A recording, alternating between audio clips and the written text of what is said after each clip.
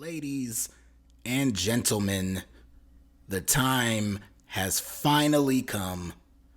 Jon Moxley has finally lost the AEW World Heavyweight Championship, and he did so to Hangman Adam Page in the closing moments of the main event of one of the longest pay-per-views I've ever seen in my life.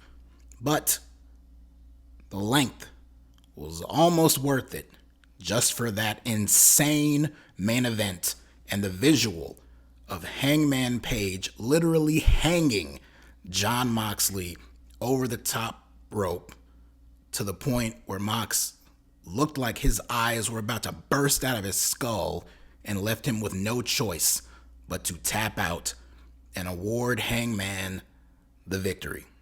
Hangman, once again, is the AEW World Champion, but even more important than that, he has freed us of this long-lasting nightmare of Jon Moxley's reign of terror with the Death Riders, having a stranglehold over that championship, literally locking it away in a briefcase. And of course, after the match, Hangman got the key, opened that briefcase up, and for the first time in 9 or 10 months, we got to actually see the AEW World Championship belt in all its glory being held up high by its brand new rightful owner, Hangman Adam Page. That main event was something else. We have seen a lot of Texas death matches and non-sanctioned matches and hardcore matches in general in AEW that are absolutely insane, disturbing, uncomfortable to watch. This goes right up there with a lot of those, especially other ones that Hangman has been in. He's been in a lot of them. I won't say this was any better than those. I won't say it was any worse than those. All I can say is on this particular night, this was a great main event, telling a great story. It was very uncomfortable. There were a lot of things that happened in this match that weren't my cup of tea. Not a big fan of the use of forks and glass and beds of nails like we saw in this match, but it all played a role here. Moxley was doing everything in his power to keep Hangman down and prove to him and to everyone that Hangman just doesn't have the stomach for this. He is not cut out to go that extra mile. Of course, this is the same Hangman who not only beat Moxley in a Texas death match in the past, but he has burned down a man's house. We've seen him go to crazy lengths, and he did here. And he withstood a lot of punishment, a lot of abuse in this match. He withstood the interference from the rest of the Death Riders, from Marina Shafir. He even planted her with a Death Valley driver off the apron through a table. He outlasted Wheeler Yuta and Claudio Castagnoli and even honorary member Gabe Kidd. And he did so he didn't have the help of certain people. Samoa Joe got taken out earlier in the night after the Ops retained the trios titles over Gabe Kidd, Yuta, and Claudio in the opening match, which by itself was a pretty decent match, but the Ops won. But after the match, they got attacked by the Death Riders, and Joe got Pillmanized. He got his neck smashed in with a steel chair, so he was gone. So he didn't come out, and neither did the rest of the Ops. Will Ospreay, he came out, he tried to lend a hand, but he ended up suffering the same fate as Samoa Joe did earlier. He even also got taken out on a stretcher. So all hope was lost until we look up on the big Tron, the big Jumbotron in the arena, and we see a video from a snowy mountaintop, and it's none other than Darby Allin, who, of course, already completed his climb of Mount Everest many weeks ago. But apparently he filmed this video while he was up there. And he stated in the video that played that he was going to take everything away from Jon Moxley. And this led to Lucha Bryan Danielson, because Bryan Danielson came out in a black hoodie and a blue Lucha mask for reasons, and he hit Wheeler Yuta with the Busaiku knee, took off the mask, got a huge pop. Darby Allin literally descended from the rafters with a cable, and he got out there, went face to face with a wild, bloody Moxley, and he and Danielson together took out the rest of the Death Riders and sent them packing, sent them running through the crowd, never to be seen again. So that took care of them. But the Young Bucks were still around. They weren't too happy about what happened to them earlier in the night. So they came out and they delivered double super kicks and EVP trigger and all that. It looked like Hangman was done for. But he still kept getting back up. He got back up after he got his head driven down onto a bed of nails. So he was still in it. He was still alive. And at that point, Moxley went over to Marina Shafir, who by this point got back up on her feet. He told her to go over and get the briefcase because, of course, she's been carrying around this briefcase. She has the key around her neck. So he told her to take off the key, go get the briefcase. And so she took off the key, went over to get it. But then as she reached her hand over by the timekeeper's area, a pair of handcuffs got slapped right around her wrist. And who popped up but none other than Prince Nana. And he's right there. He's all bug-eyed. And then over on the entrance ramp, the Young Bucks, who were still over there, got blindsided with the appearance of Swerve Strickland. We all know the history between Swerve and Hangman. And they've been at each other's throats, but we've seen in recent weeks things have started to come together to a point where we knew there's a good chance this is going to happen. There's going to be some kind of come to Jesus moment, reconciliation. And we got that on the previous week's episode of Collision.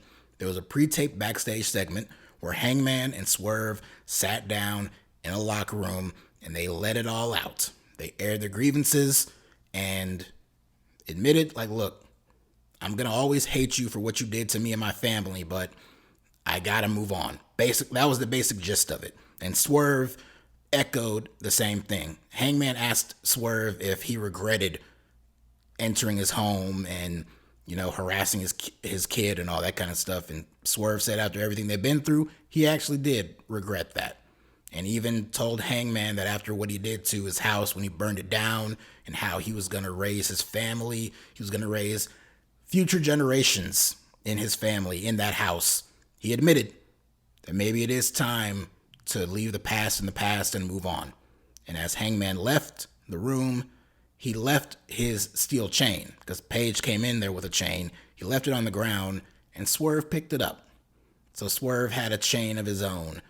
And we got left off with that cliffhanger here. So now fast forward back to this show during this match. We see Swerve here, and he has that chain. He blasts both Bucks in the face with the chain, and then he comes face to face with Hangman, who's laying on the ground in the ring. The two of them share a look, and Swerve just drops the chain right in the ring. And so then Hangman gets back up. He has the chain. He hits Moxley with it. He wraps it around his throat. He's trying to choke him out with it. He's trying to hang him over the top rope, but Moxley is avoiding it. But he does manage to connect with a buckshot lariat.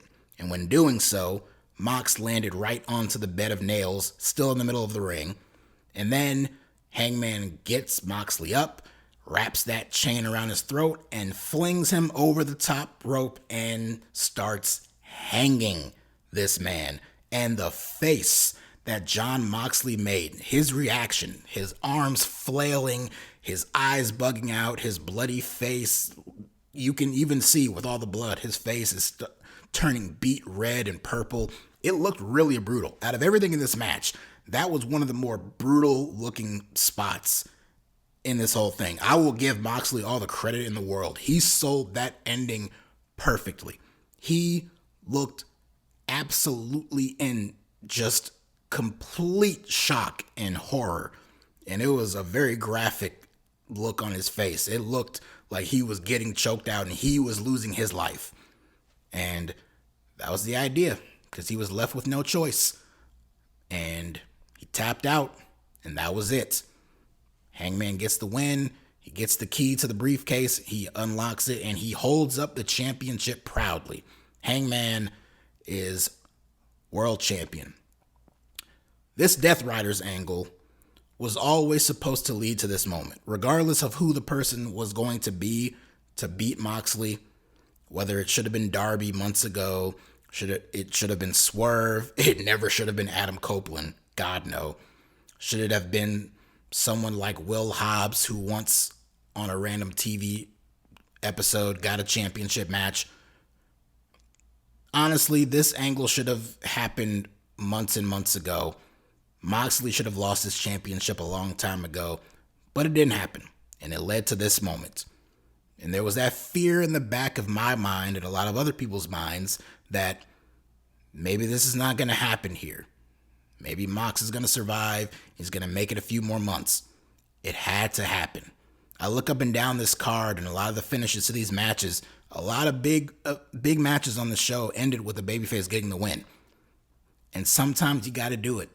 You can't pile heat on top of heat on top of heat for months and months and months without any real levity, until finally you just get to a show where, damn it, you just got to give the people what they want to see. These people paid their money to be there in the building. They paid their money to buy this show, and they want to see the baby faces win. They want to see the good guys come out on top. Obviously, not every single one of them is going to do that, but in some of these bigger matches where there's an expectation that they are rooting for the hero to get the win, sometimes you just got to do it. And they did it here. They did it in this main event. The match itself was very good. Again, I am completely numb to a lot of these hardcore matches in AEW. They are what they are, and they do stuff that I'm not a fan of, but it gets huge reactions out of the crowd, which is what they go for when they do it, and you just got to accept it after a while. I'm more focused on the story being told, and I accept the fact that in order to tell this story properly, they had to do some of that stuff. I get it. It is what it is. So long as it had a proper finish, that's all that mattered to me, and this one did. Where does Hangman go from here? I don't give a shit. He got the belt. He has the championship. We can visibly see the championship. Hangman is the champion. He's the top man in the company, right where he belongs. So that's good. The Death Riders angle. Is it over? Not completely. Darby's back on TV. I'm not sure if this was a proper return for Bryan Danielson to TV, if they're going to do a tag match where him and Darby team up against the Death Riders. I'm not sure. But the Death Riders as a group, as a collective, are still going to be a thing. They don't have any more championships. They have no more gold, but they are going to at least be a thing long enough to get to a Jon Moxley, Darby Allin match. Something that they were clearly building up to months and months ago before Darby left to go climb that mountain. And they have a reason to do it now. And hopefully Moxley can do for Darby what he did for Hangman here and put him over. And maybe somewhere in there, that's when they can fully fall and this can all be over. My goal, my hope was that the championship would be taken off of Jon Moxley, and that's exactly what they did. Hopefully there are no plans to ever put that championship back on Jon Moxley ever again. The point of this whole Death Riders thing was to get heat and was to build up a big babyface to conquer them and overthrow them and all that. I get it. They did their job. That's what they were supposed to do. They weren't supposed to be liked, but this angle has just sucked the life out of AEW television for a long time. It was way worse at the end of last year, beginning of this year. Over the past few months, it has gotten a little bit better. They aren't all over the show. The build-ups to some of these matches have been better, But the promos being cut, the matches, a lot of those finishes on some of the pay-per-views this year were god-awful, some of the worst in the history of this company. But it was all building up to this moment. This was the moment to finally end it. It should have ended months ago. I agree. Swerve could have been the one to win that championship, and we could have had a completely different main event on this show that probably would have been just as satisfying in its own right. But this is one of those situations where you look at it the same way as Cody Rhodes and Roman Reigns in WWE. Part of me still believes that Cody Rhodes should have beaten Roman at WrestleMania 39. But that moment at WrestleMania 40 was just too damn good that it almost makes me not want to change anything. I can say the same thing here. This was a very satisfying conclusion to a very strong main event on an overall very strong show. But it was a very long show. As I'm recording this, it is 9:21 p.m. my time. The show went off the air at about 8:55 p.m. and the show started, for me, the main card started at 3 p.m. with the first pre-show match starting around 2 p.m. That is the longest show, to my knowledge, in AEW history. And when you look at majority of that undercard, it felt every bit of it. You had some good stuff in there, but man, that undercard was very rough to get through. Not even in terms of it being bad matches, because a lot of those matches were very good. Some of them could have been on TV and would have fit just fine there too. But the problem for me isn't whether the matches were good or not. The problem to me, and it goes to the whole issue of the length of these pay-per-views, is that the matches themselves aren't bad. Majority of them are good. They just go on too long. And the length of these shows being as long as they are is attributed to the fact that a lot of these matches, especially these undercard matches, go way longer than they need to. You look at some of these tag matches and some of these just undercard matches that go every bit of 13, 14, 15, almost 20 minutes. And you look at it and like, why does this match need to go on for so long? Why does the second or third match on the show that's a tag team match, a lower card, undercard match, why is it going 15 minutes? Or a four-way match for the TNT Championship? Maybe it wasn't. Maybe I'm just all fucked up and I just got too lost in it, or I just wasn't enjoying it all that much, which made it feel longer. I don't know. But some of these matches on this show went way longer than they needed to, and that attributed to how long the show was going to be. But I went into the show knowing that it was probably going to be 5+ hours, and at this point, Tony Khan's never going to change his attitude towards making these pay-per-views as long as they are.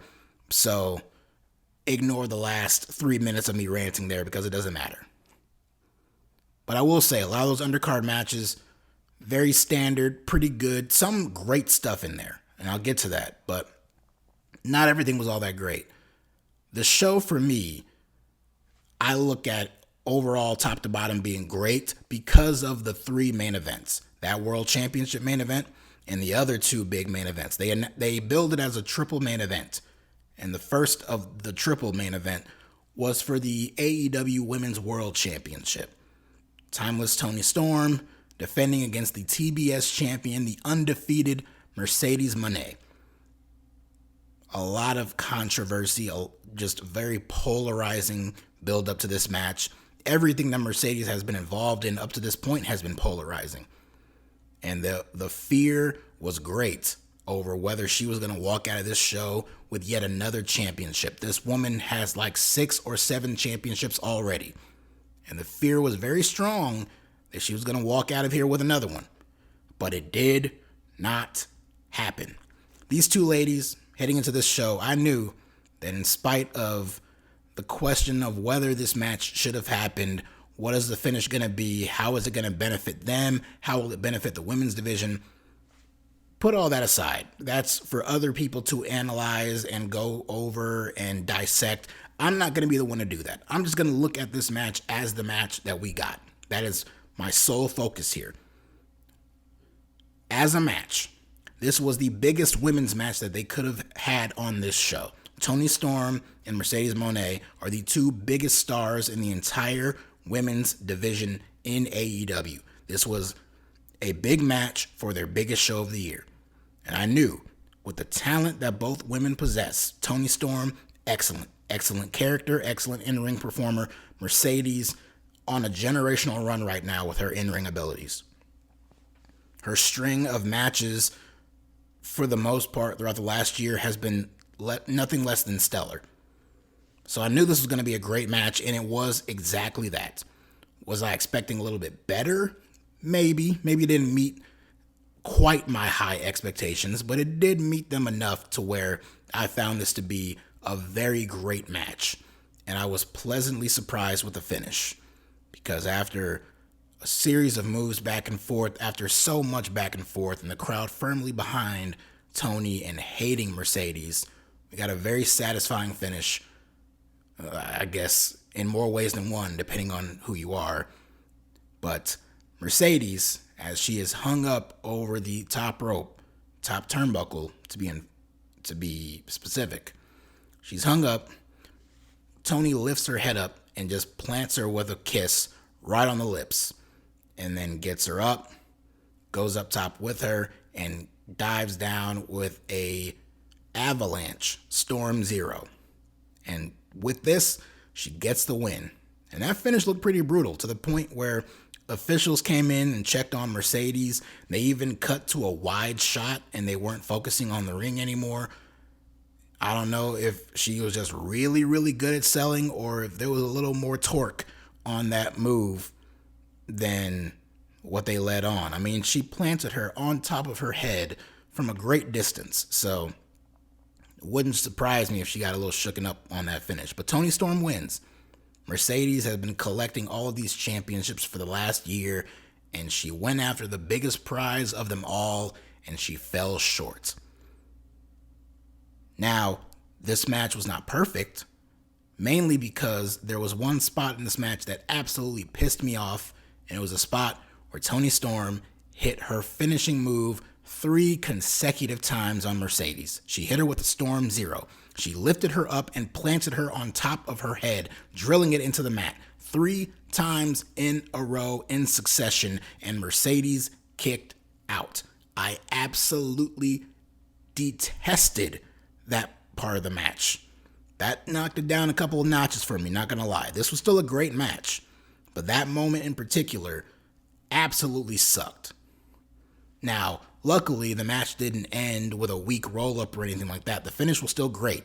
The finish was still a very impactful finish, but still, hated that. But now, Mercedes, she suffered her first loss, and it did not result in her losing her TBS championship. Is that problematic? Maybe if you make it that, but I choose to look at the story as being this. Mercedes, again, she's been trying to win all these championships. She went after the biggest one of them all. She failed. And now from here, you can begin the story, hopefully, of her decline. Maybe she does hold on to the TBS championship a little bit longer, but maybe she loses a championship here. You know, she's a champion in so many different promotions, in New Japan and CMLL. Maybe she loses one of those championships, another one here and another one there. Eventually, she does lose a TBS championship to someone else. And maybe that is when we see her at her all is lost moment. She was so confident. She was so cocky, collecting all these belts. And she goes after the biggest one of them all, and she fails on her very first attempt. And from here, she starts to slowly lose all of her championships until she is left with absolutely nothing. And then, and only then, can she build herself back up and go back after that world title, and then she wins it. Whether she's a babyface or still a heel at that point, it doesn't matter. It makes for a very interesting character arc for her. And I hope that's the direction they go in with her. I don't know who's going to beat her for that TBS title. Eventually, she's going to lose it. Whether she breaks Jade Cargill's record or not, she's going to lose it eventually. And yeah, the moment will be a little bit lessened due to the fact that we've already now seen her take a pinfall loss. I agree. I understand. But hopefully, when that moment comes, we can get a real good direction with her. As far as Toni Storm, well, we know a future possible contender for her, but we'll get to that a little bit later. And another main event on this show, again, the triple main event. We have the women's title. We have the men's world title. Now we have the unified championship, the AEW unified championship, with the Continental Champion Kazuchika Okada taking on the International Champion Kenny Omega for both belts to win this brand new singular unified championship belt. This was the 5th encounter between Kazuchika Okada and Kenny Omega. Their previous matches in New Japan are stuff of legend. If you haven't seen them, do yourself a favor and go watch them. All of them. All of them were incredible matches. Even their one match in the G1 Climax in 2017, that was the shortest out of all of them. It was like 23 minutes. And that was probably their second best match out of all of the ones they've had. They had a bunch of them that went an hour. They went to an hour draw. They went beyond an hour in a 2 out of 3 falls match. So you knew this was going to be a long one. It wasn't quite that long. It was long, but not quite that long. But here, you got two men who had all of these incredible matches against each other. But what did I just say? 2017, 2018? It's been years and years since we've had that, man. We're in the 2020s now. It's been a very long time. Okada is not the same Okada he was in New Japan. He does not have to break himself to put on great matches anymore. He's a weekly television wrestler, and some call it him coasting. Maybe that is the case. I just call it him taking it easier on his body. Kenny Omega, still suffering the effects of a very devastating injury that took him out of the equation for a very long time. These two are not the same performers they were back then.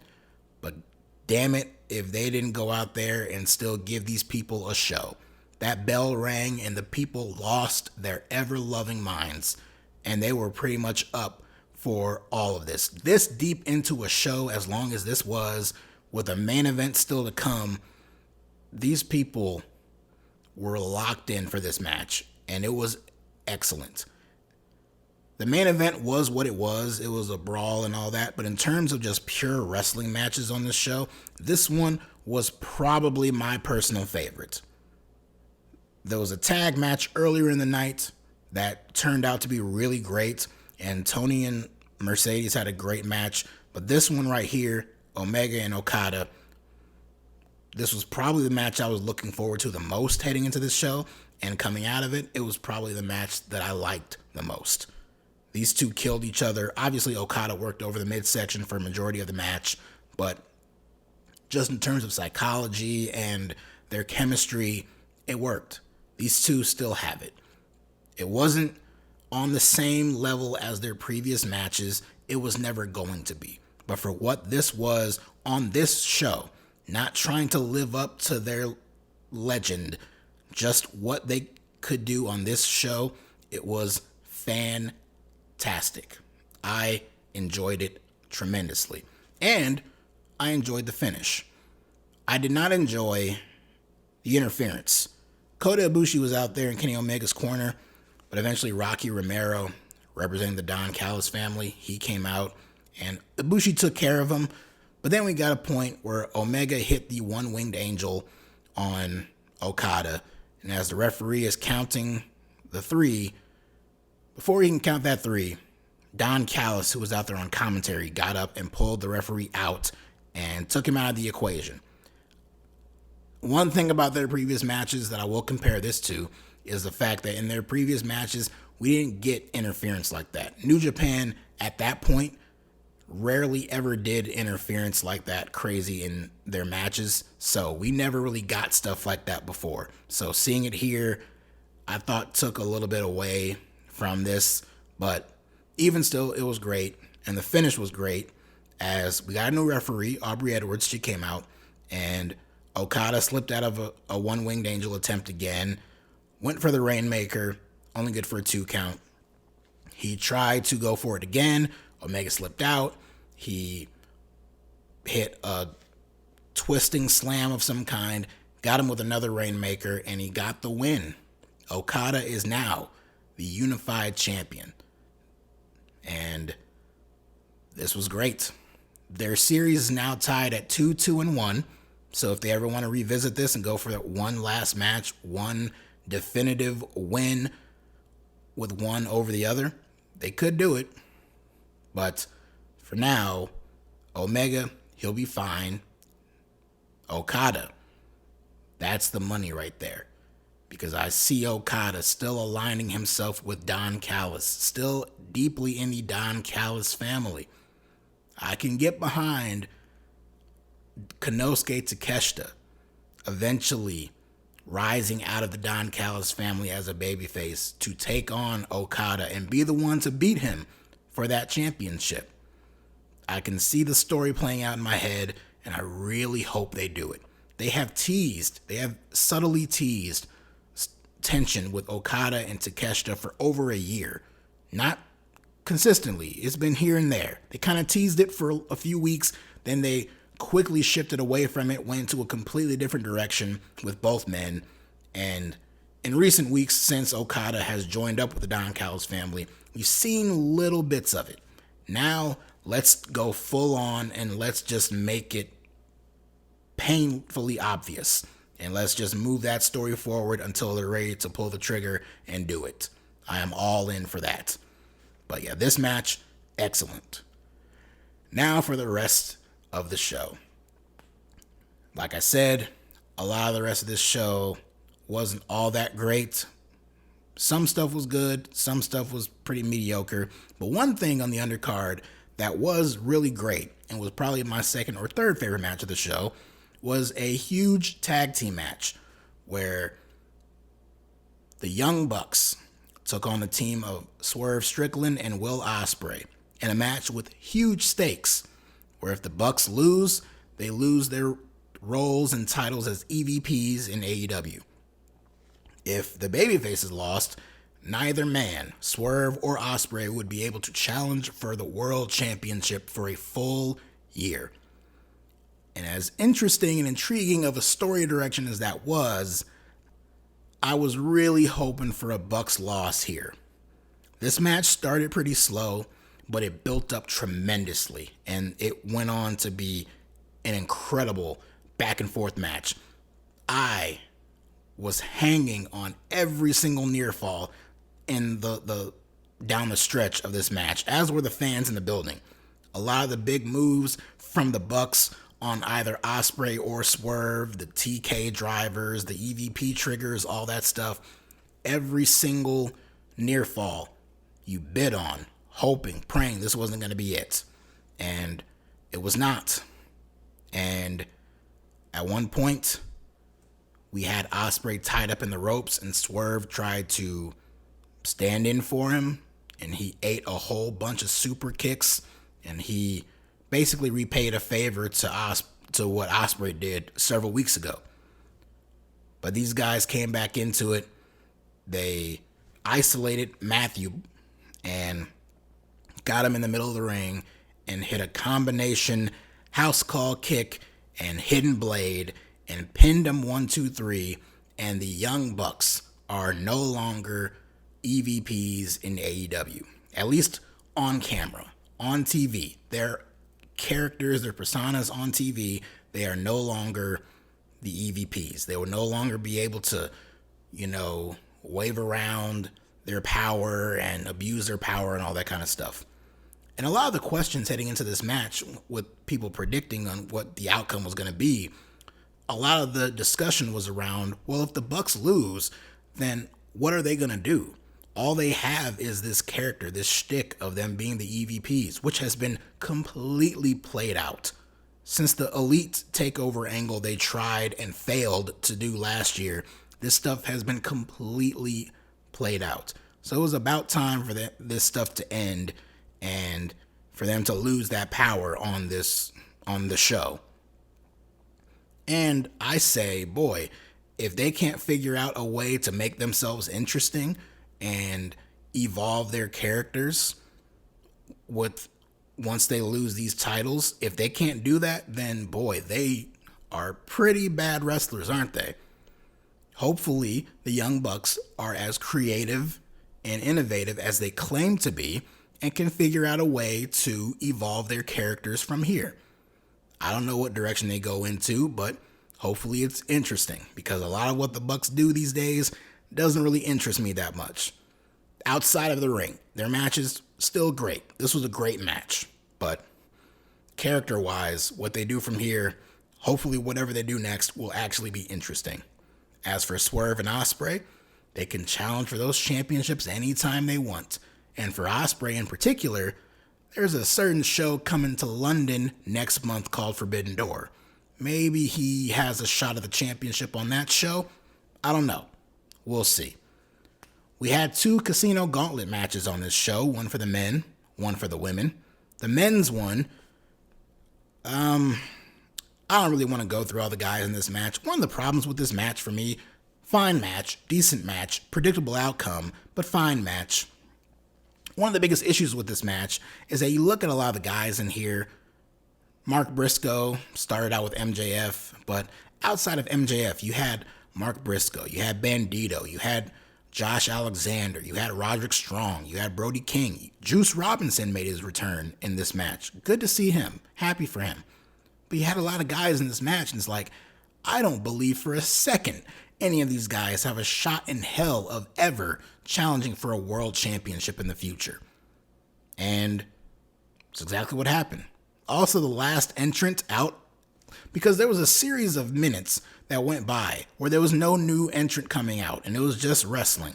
And then finally, everybody's down. That next person comes out, I think it was like the 14th person, and it was Max Caster doing his gimmick on the microphone. He never even made it into the ring. And then before you know it, in the ring, Mark Briscoe is hitting a J Driller on Roderick Strong, and then MJF tosses him out and steals the pin. And the match is over.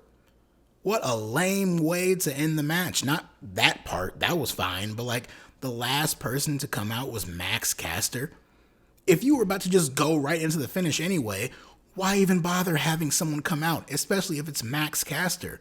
If you're going to have somebody come out, let it be someone who's going to play a role in the finish. He didn't even play a role in the finish. He didn't get in the damn ring. So that was lame. But MJF winning was extremely predictable, but was the right outcome. I mentioned how on this show a lot of the big baby faces won. Not all of them. Okada won, and here MJF won. And now he has secured himself a future world championship match at some point in the future. I don't know when it's going to happen.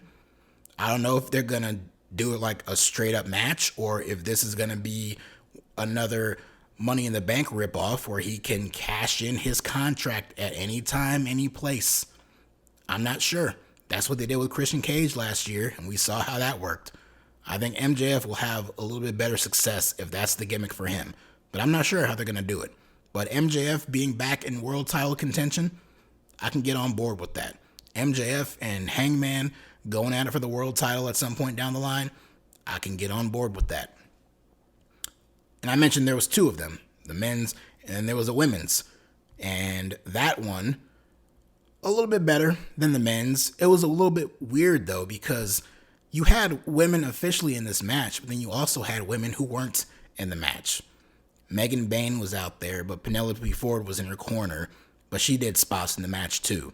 Julia Hart was out there, but Sky Blue was in her corner, and she did spots. Harley Cameron returned, and she wasn't officially in the match. Anna Jay, she was out there in the corner of Ty Mello, but she wasn't officially in the match either. So you had spots like that where basically teams were joining forces and taking on other women. Basically doing more to plant seeds and tease a future women's tag team title that might soon come to AEW. But in the end, the victory came to the forever Ring of Honor Women's World Champion, Athena. She was in this match, and she got the win at the very end, hitting the O-face on Mina Shirakawa. So, very happy for that. And I'll tell you what, this happened earlier in the night, and I was certain that this was basically guaranteeing me that Mercedes was going to walk out as the winner later in the night. But then, another part of me thought, well, this could also be a red herring. And turns out it was. And now Athena, who did have a really good match with Mercedes, and I would love to see the two of them go at it again. Now we could potentially get Athena versus Toni Storm. And I think that would be a tremendous match. So if that's a match we're going to get very soon, I am very excited for it.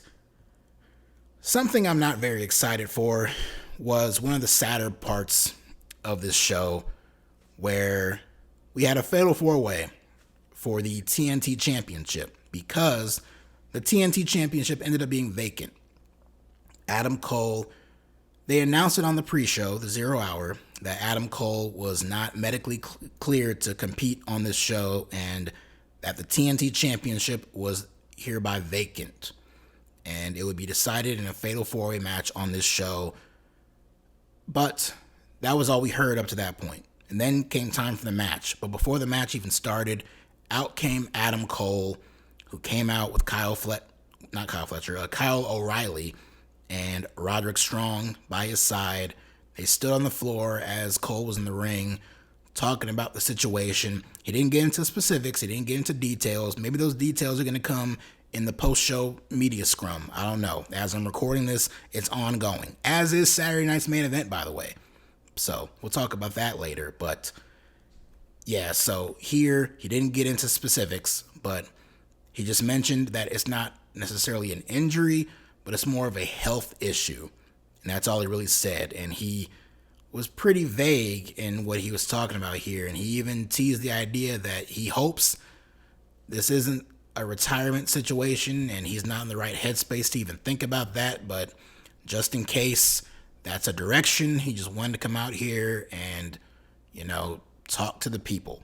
And they cut to people in the crowd, and you can see a lot of people teary-eyed. He got a tremendous ovation, and this really sucked. You can say what you want to about the Adam Cole character on TV. He has not been overly interesting as a character on the show in a very long time. I agree. But as a person, as a human being, as a performer, this is a real person. And one of the most genuinely nice, sweet human beings you would ever find in the wrestling business. And this man has been completely snake bitten over the past several years, with serious concussions that gave him seizures, with a complete freak accident ankle injury that completely shattered his foot. This man has just been on the receiving end of some severe bad luck, and to see him out there in that ring just completely losing it, teary-eyed, cutting this promo, I really felt bad. I felt bad even when they made the announcement before, but hearing from him and seeing him on this show, that was a punch to the gut that I was not expecting. So it really sucks that he's suffering through this, and I don't know what his future holds, but I just hope peace can be there. Whether that's him returning to the ring or not, whatever his future holds, I just pray for complete peace in his life. But as for the TNT Championship match itself, of course, this was supposed to be Cole and Kyle Fletcher in a singles match, turned into a four-way, where Kyle Fletcher took on Daniel Garcia, Sammy Guevara, and Dustin Rhodes. Sammy and Dustin having already competed in a big tag team match on the pre-show, which I'm not going to really get into. Big Boom AJ was on the pre-show. I'm not going to get into that stuff. This four-way match, this was one of the matches I was talking about where it went too long. One of the big standouts of the match, though, was when everyone took turns kicking Kyle Fletcher in the balls, so that was funny. But the match itself kind of dragged, and the finish came out of nowhere, and it shocked the hell out of me. Because after a series of cradle roll-up attempts between Dustin Rhodes and Daniel Garcia, Dustin Rhodes is the one who got the final fall, and he won. And as he sat in the corner, they put that camera on this man, and he is full on crying. And you hear the fans just going crazy in the background. All the commentators are standing up, clapping and cheering. This was a hell of a moment. And coming after what Adam Cole had just announced, this was an incredible moment to take place on this show. I give them all the credit in the world. That was very special. Obviously, when you look in this match, when you look at it on the surface, Sammy Guevara and Dustin Rhodes had absolutely no business whatsoever being in this match in the first place. If anything, it should have been a singles match with Kyle Fletcher and Daniel Garcia. And even that wouldn't have been an exciting pay-per-view match, which is probably what Tony Khan thought, which is why he wanted to put other people in this match. But clearly, he wanted to turn a negative into a positive, and he did so by giving Dustin Rhodes a very special moment on this show. And yeah, the optics of Dustin Rhodes, of all people, winning a championship in 2025 sounds crazy on the surface. But a couple of things. One, it's the TNT championship, which means absolutely nothing compared to what it used to mean 5 years ago. So there's that. Plus, that any feeling of anger or disgust or annoyance at that finish immediately disappeared and faded away as soon as they put that camera on Dustin Rhodes, who was all out bawling his eyes out in the corner. That was a beautiful moment. It was a special moment, and clearly Tony Khan wanted to take this very negative situation, very real negative situation with Adam Cole, and turn it into something special here.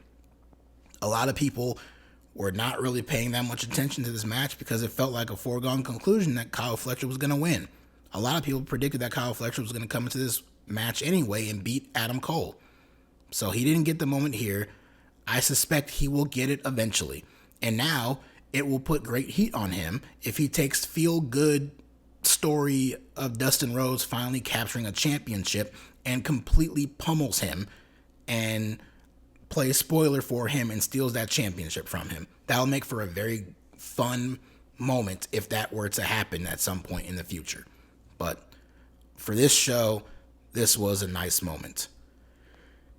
And the last thing I will talk about is the AEW Tag Team Championship match with the Hurt Syndicate taking on the Patriarchy, Christian and his son, Nick Wayne, and Jet Speed, Kevin Knight, and Speedball Mike Bailey.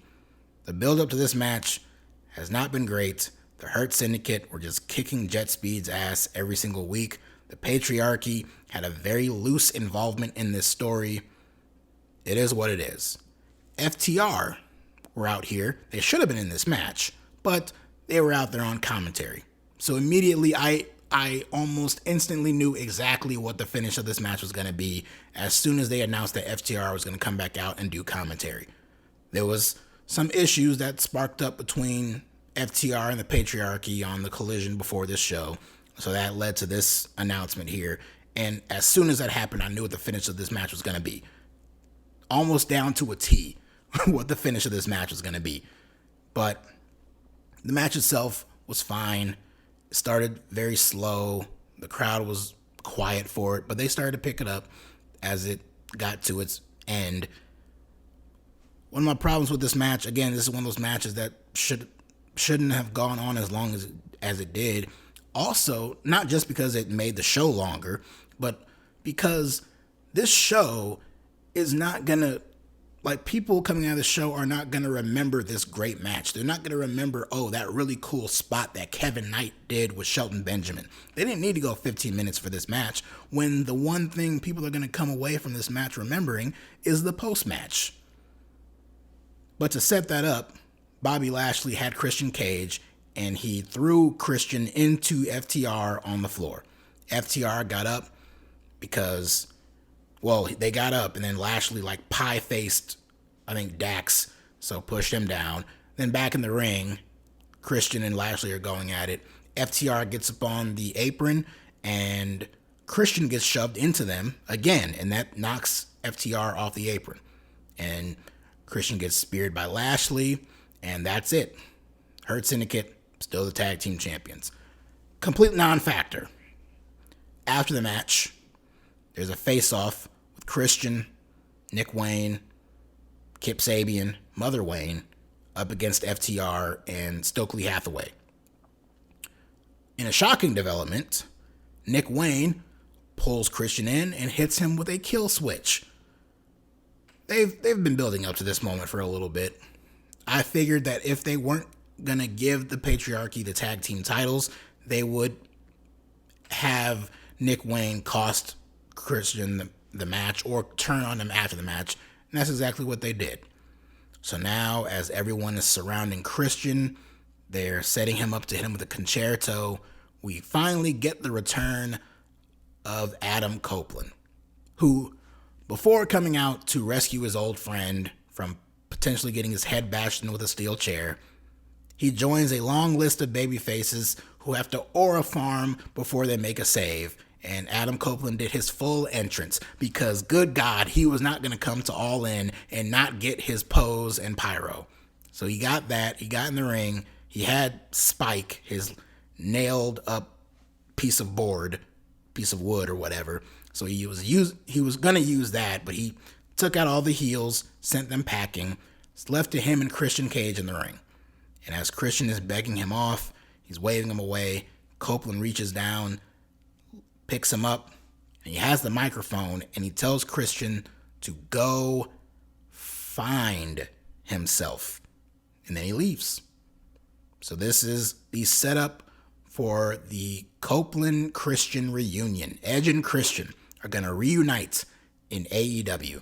And Christian is going to have to go on a little soul-searching redemption arc for himself to come around and turn into a babyface to get the proper reunion of these two to build up to a TV match, I'm sure, against Kip Sabian and Nick Wayne, dispose of them, and then build up to the bigger, more marquee match of Copeland and Christian against FTR, which I assume and imagine will take place at All Out in September in Toronto. So there you go. Long review for a very long show. I thank you guys for tuning in and listening. Like I said, top to bottom, this was still an overall good show, and it's mainly because those last three main event matches were all fantastic, and the finish of that main event was so unbelievably strong. I did mention the trios title match to open the show, but yeah, a lot of those undercard matches just went way too long, longer than they needed to. Other than Swerve and Ospreay against the Bucks, which was great. The two gauntlet matches, take it or leave it. We've seen better out of the Casino Gauntlet stipulation in the past. This was not the best for either match. I can't even really say one was that much better than the other. Maybe the women a little bit. But even that match had a lot of clunky spots in it. So, I don't know. They were just an excuse to get people on the show. So, but both matches had the right outcome, the right winners, and I'm very excited to see both of those people go after their respective championships. But they were hyping this ending up as a new era for AEW. So let's see if they follow through with that and they are true to that. And for the first time in a while, I am very excited to watch AEW programming going forward. Now, will I consistently watch the show? Not really, because I really haven't been, but that's because a lot of what they've been doing hasn't been all that great. So maybe this can be the start of something going forward. And that's it. This was AEW's biggest show of the year. This was their WrestleMania. If you want to compare it to WrestleMania, I would say, man, the finish of that main event was far better than what we got with John Cena and Cody Rhodes. Best of luck to them trying to do better at SummerSlam. But speaking of WWE, as I'm winding down this recording, I look at the time and it looks like Saturday night's main event has come to an end. So I am very anxious to go back and watch what has taken place in that main event with Gunther and Bill Goldberg. And I will be discussing that finish tomorrow. As of this recording, tomorrow we have WWE Evolution, because WWE just has to fuck with AEW. And so they flooded this weekend with their own little batch of programming. They had the Great American Bash for NXT earlier on the same day, same time as All In. They have Saturday night's main event on now, which just ended, and they'll have Evolution tomorrow night, Sunday night. So I'm going to watch that show, but I'm also going to catch up with Saturday night's main event because I got to watch it in a way where I can skip through all the ad breaks and I will have a double review for Evolution and Saturday night's main event tomorrow. I'll be covering both shows as much as I can. Probably a little bit more in-depth with Evolution than Saturday night's main event. I'm really just looking forward to seeing what the finish of that match is going to be. But I'll be talking about both of those shows tomorrow, so keep watch for that video at some point late Sunday evening, early Monday morning, like 2, 3 a.m., something like that. So we'll see. Until then, again, thank you for tuning in. Thank you for listening. Thank you for supporting the channel. And I will check you guys out next time.